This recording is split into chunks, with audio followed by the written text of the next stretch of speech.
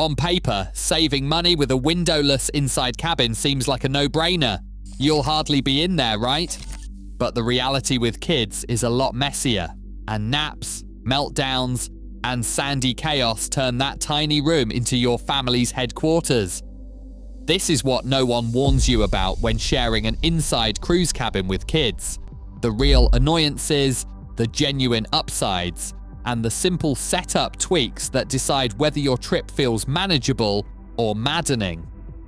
Let's get honest about what really happens once you close that cabin door. Cruise line brochures love to toss around numbers: 160, 170, even 185 square feet. Sounds decent, right? But the moment you unlock that cabin door, the math changes. That generous square footage quickly shrinks when you add 2 kids, a stroller, and a week's worth of luggage, and the real space disappears. The main walkway, which might look roomy in photos, usually measures just 24 to 36 inches across once the beds are set and bags are down. Drop a suitcase in that lane, and suddenly you are climbing over it just to reach the bathroom. It starts innocently enough. One parent whips out a tape measure, maybe half joking, to see if the advertised space is real. The numbers do not lie, but the lived reality is more like an obstacle course.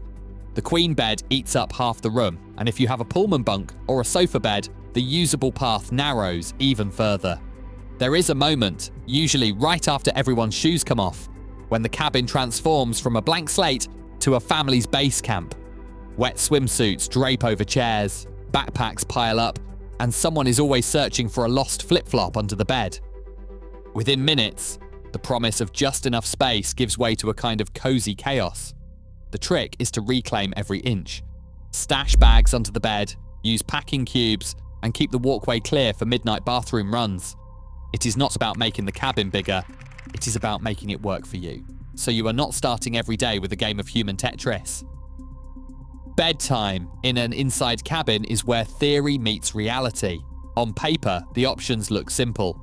One big bed for parents, and either a pullman bunk that folds down from the wall, or a sofa bed for the kids.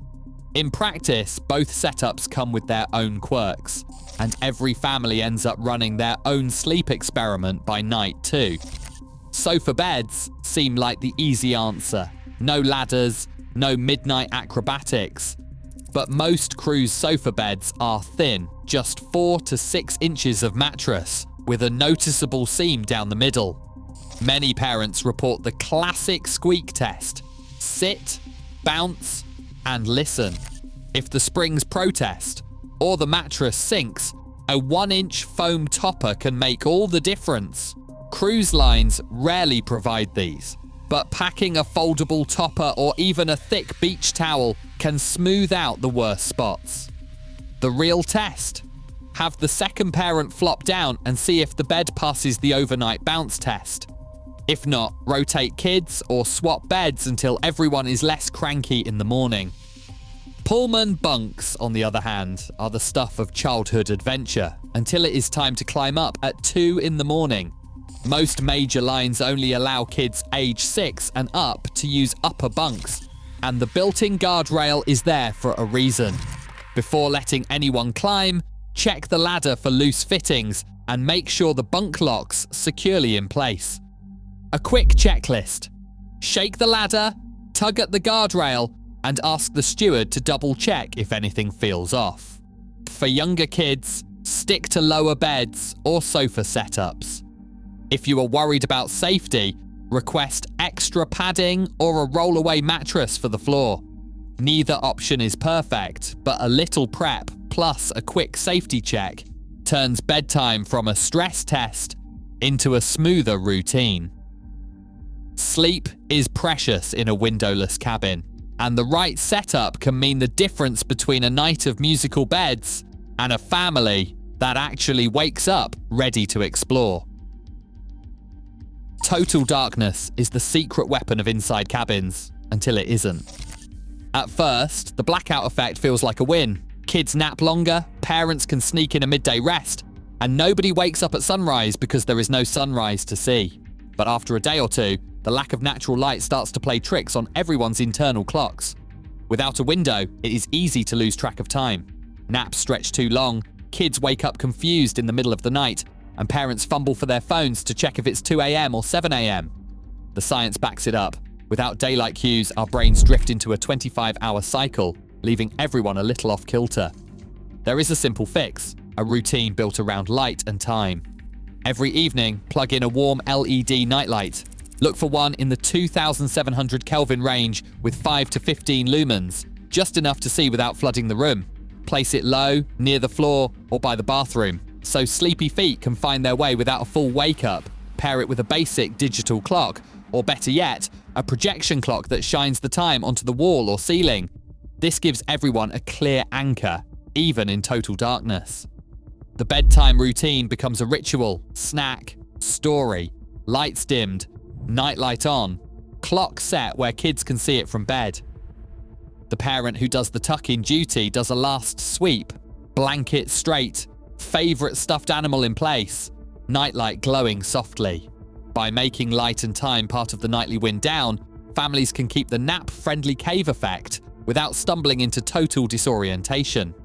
It is a small tweak, but it turns the cabin from a time warp trap into a predictable, restful space, one that works for both nappers and early risers. Sound travels in mysterious ways on a cruise ship, and inside cabins rarely come with a mute button. Hallway noise is the main culprit. Late-night door slams, early morning housekeeping carts, and the unmistakable thump of running feet, just as you are coaxing a toddler to sleep.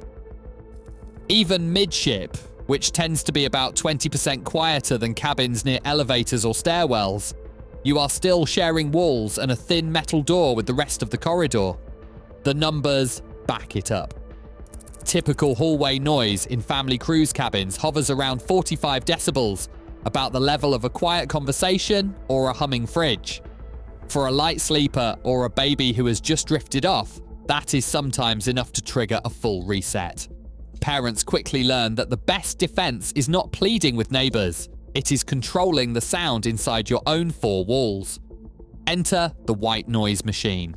Set to a steady ocean or fan sound and kept at 45 decibels or less, it is just loud enough to mask unpredictable hallway sounds without risking hearing safety. A simple phone app can measure the volume, but if you do not have a machine, a travel fan, or even a white noise playlist does the trick. Place it near the cabin door or between beds for best effect. For bonus points, roll up a towel and wedge it along the bottom of the door. This simple draft stopper blocks both noise and hallway light leaks. Cabin location matters too. Booking midship on deck 6 through 8 puts you further from the party zones and morning traffic. It is not a cure-all, but every decibel counts when you are trying to keep nap time sacred. With a little planning and the right sound shield, even the busiest hallway fades into the background, letting your family's inside cabin become a true retreat from the ship's constant buzz. Morning in a cruise cabin means one thing: bathroom gridlock. With 4 people and a bathroom barely bigger than a walk-in closet, most inside cabins offer just 20 to 30 square feet. Someone always ends up waiting with a toothbrush in hand. The fix? A family bathroom bag packed with the essentials: toothbrushes, toothpaste, hairbrush, face wipes, and a travel-sized deodorant for each person. Hang it on the back of the door and rotate it like a relay baton. Add a simple shower schedule sign with 10-minute slots for each person posted right outside the bathroom. Suddenly, the frantic rush turns into a smooth, almost choreographed routine.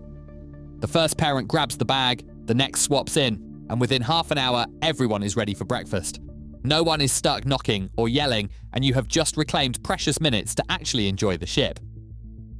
A few days in, even the most organized parent can lose the battle with clutter, but there is a simple way to win it back. Go vertical and think under bed.